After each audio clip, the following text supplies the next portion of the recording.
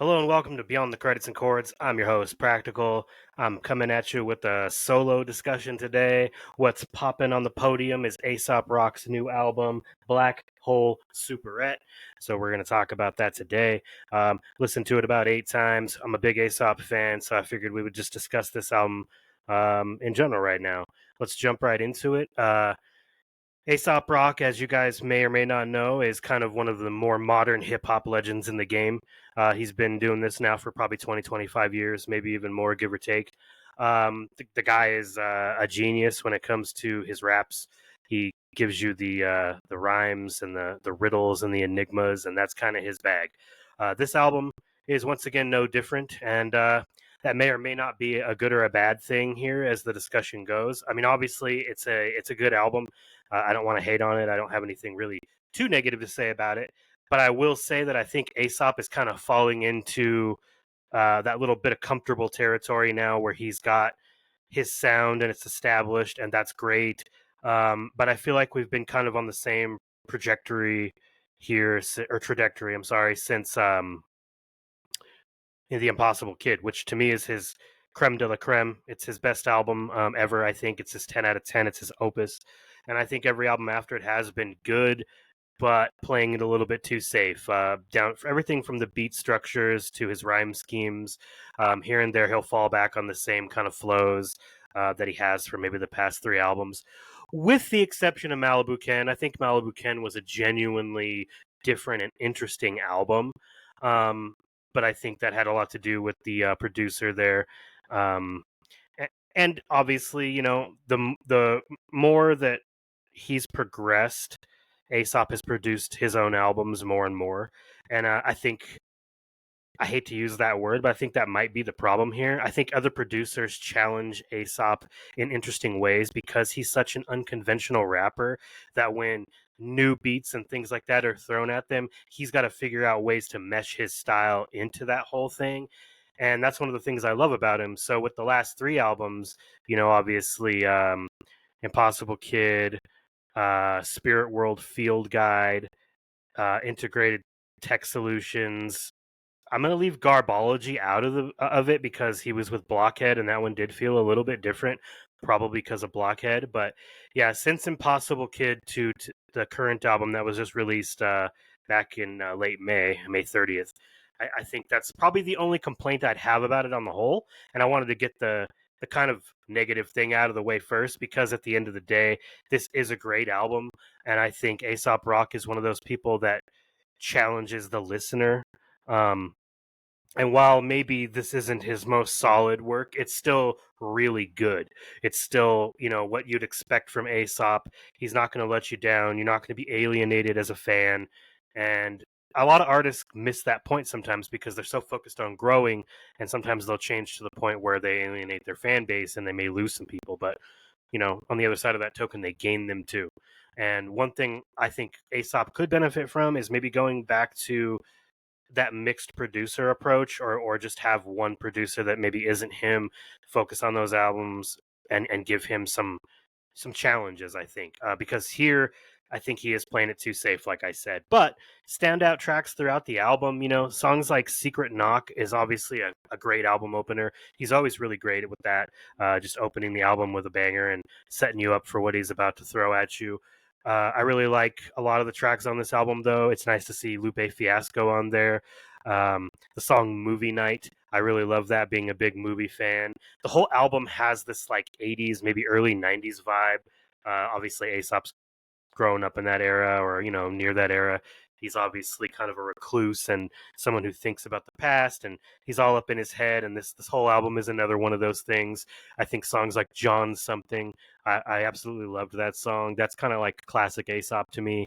Kind of gives me old school vibes, but also modern Aesop as well. Um, I Sold Here, I think, is also another really good one. Snail Zero, I really loved that, and Bird School. Those were both really great songs. And again, just kind of showed off what Aesop is good at. And look, listen, he's not for everybody. Hip hop is one of those genres that's encompassing all kinds of things. And if you haven't heard him yet and you're into the real heavy lyricism, to the point where you need to take like a magnifying glass in there to see what he's figuring out or what he's trying to say or what you need to figure out. Excuse me. I'd say that he's that kind of rapper for you, but you may not be in that mood all the time. And some people don't like the lyrical miracle approach, which I get. But I think his albums are a genuinely fun listen. And songs like Bird School and Snail Zero, I think, are more accessible for the average listener that may be new to him or maybe feels alienated by you know sometimes convoluted words to rhyme. And obviously Aesop knows what he's trying to say, and he's said in the past that he's by no means like a super genius. He's rapping solid things, and he's just using different words to describe it and different carry on words. And he'll be vague but detailed in what he's saying. And this album again is no different in that regard. Steel Wool, Black Plums, those are also really good songs on the album.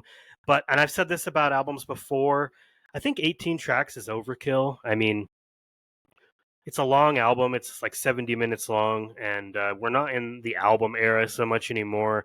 I think older people like myself still love the albums, but I think if you want to still get the attention of maybe everybody else, you trim this down a little bit to maybe 13 tracks or so. Just pick the best tracks. There are some filler songs on here. I really didn't like 1010 Wins. I really didn't like So Be It. Those two songs kind of I felt like were out of place and maybe didn't really need to be on the album overall. The Red Phone, um, Himalayan Yak Chew. I mean, those were kind of the songs that kind of just I felt like they were just tacking on too much by the end there, and I wanted it to end. But then again, it ended with a fantastic track, just like it started with Secret Knock, the unbelievable Shenanigans track. Great song and a really perfect way to cap off the album. But yeah, I just wish it had just been a little bit shorter. But at the end of the day, this is an Aesop Rock album through and through. And if you've been following him for all these years, you really won't be disappointed here. Aesop is, someone who drops an album either super quickly or you're going to wait 5 years in between. And this is one of those, I think, pretty long wait albums. I don't remember the last one he dropped year wise. I guess not. Only 2 years here. So he's actually been ramping up the releases now that I think about it. We only had 4 years in between The Impossible Kid and Spirit World Field Guide. And then 1 year to Garbology, 2 years to Integrated Tech, and then 2 years again for Black Hole. So the man's a workaholic. He's definitely getting at it. I don't know why I thought they were more spaced out than that. Maybe it's just because there was such a long wait between None Shall Pass and Skeleton back from 2007 to 2012. But I've been with him almost the whole way. My buddy Jason introduced me to Aesop Rock back, probably like 2005 or 6. And he showed me his songs off the Labor Days album, and I just instantly liked his style. And I think he's one of those people that, like I said, he's not going to fit into your conventional, more mainstream stuff. He's that underground rapper. And for those of you that have heard his stuff, he's very, very different. He stands out differently. That alternative hip hop style kind of thing. And we talk about other artists like that, like my boy Prof, the Palmer Squares, Sadistic. Those guys, those underground rappers, they have a lot to offer too. It's just a different vibe, and I know people go a lot on vibes these days. Aesop is that vibe where you're kind of like, I'm going to lock myself in my room and not talk to anybody for a week. You're going to listen to Aesop Rock. But that said, I will say this album also really has kind of like a summertime vibe. My last listen before I came up here to record this video, I took a brisk walk in like 90-degree weather. Felt great. But I listened to the whole album again as I was looking at the sun and the trees and, the birds flying and the bugs zipping and buzzing. And I felt like it was a good summer album. It's a good go-to summer album, and I think he released it at just the right time for that. And sometimes you need that feel-good summer type shit. And I think he's kind of motioning more towards some positivity on this album because he deals with a lot of anxiety, and you can hear that in his lyrics. But I think there's some more upbeat stuff on here and some more comical storytelling. And I think you should check it out. If you're a fan of Aesop at all, or just a fan of hip hop and you want to try something new, give Aesop a try. I honestly suggest starting with The Impossible Kid. I think The Impossible Kid is a fantastic album. It is a masterpiece. It's one of those things where he could put all the thought in the world into it, and it's a long album and it's still just great. please check that out. Please. Also check this album out. Like I said, you really can't go wrong with Aesop. Now, the farther back you go, you're gonna find differences in his style, which is good because for a while there, he was always one upping himself, like Labor Days was great, and then Bazooka Tooth came out, fantastic. None Shall Pass was great. Skeleton topped that, and then I think he hit that plateau with The Impossible Kid, where it just was his best album, and everything after that has just been very serviceable. In that regard, like they could easily be just B-sides left over from The Impossible Kid. I know that sounds negative, and I don't mean it that way. Anyone who knows me knows I'm a huge Aesop fan, but just stepping back and not being biased, I do think that he's kind of fallen into this niche comfort zone. And there's nothing wrong with that. There's nothing wrong with that. Like I said, I would rather buy a new album by an artist and enjoy every track still, other than be like, well, he took a chance and it didn't work. But I just don't think Aesop's that guy. I think when he takes chances, it does usually work. So, like I said, my only real critique of this album is maybe switch up the production. That's not to say that Aesop's beats are not total bangers, because they are. And even the beats challenge the listener. They're so unconventional and all over the place, almost otherworldly. And the beat songs or beat selection on here is really no different.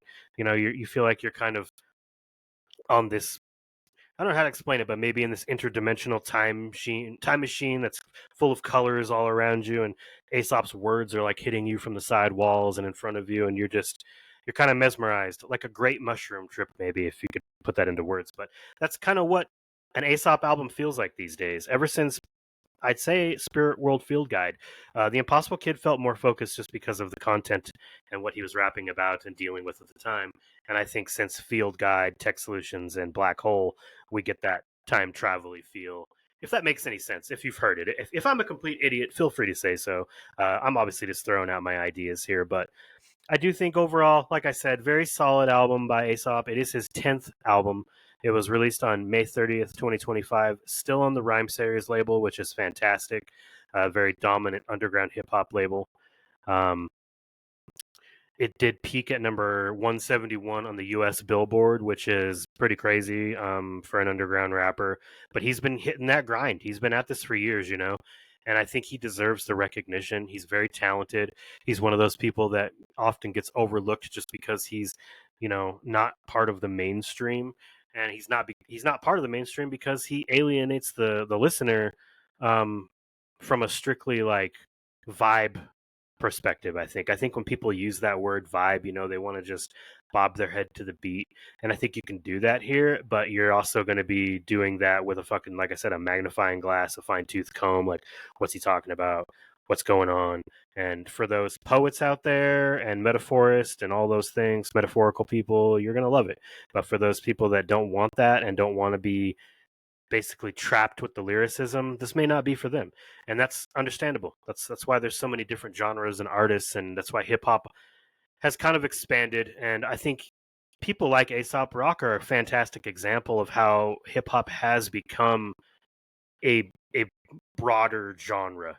We have with the rock genre, you've got all these subgenres and whatnot, and I think rap is finally at that place, which is great because the fan base has been able to expand and have different people into different parts of it. And metalheads like their hip hop a certain way, and hardcore hip hop artists like theirs a certain way, and it's really kind of a cool thing, honestly. And that's what Beyond the Credits and Chords is all about from my perspective. When I first started, the whole thing was just kind of jump in, maybe get outside your comfort zone and see what you might like. Sometimes it works and sometimes it doesn't, but I think for Aesop, for me, it does work, and it has for the last couple decades listening to him. um, I'm here for what he's going to do in the future. Obviously he's a little bit older, so I don't know if he's planning on ramping it up or slowing down, but hey, I gotta say, Aesop's got to be one of my favorites of all time. He just kills it every time, and this album is really no exception. I just, like I said, I'd like to see him challenge himself a little bit more going forward. All that said, I'd say I'd give the album about an 8. It seems like that's the consensus around there, and at first I was like, nah, this got to be a 10. I went into it thinking it'd be better than it was, I guess. But the general consensus is like a 7 out of 10, 8 out of 10, and I tend to agree. I don't usually agree with the normal reviews, but I think this one hits that ballpark, which is obviously by no means a bad album or a bad rating or anything like that. But like I said, challenge yourself, Aesop. And, don't matter what I say, I don't do shit. So, just my opinion. I'd love to hear your thoughts.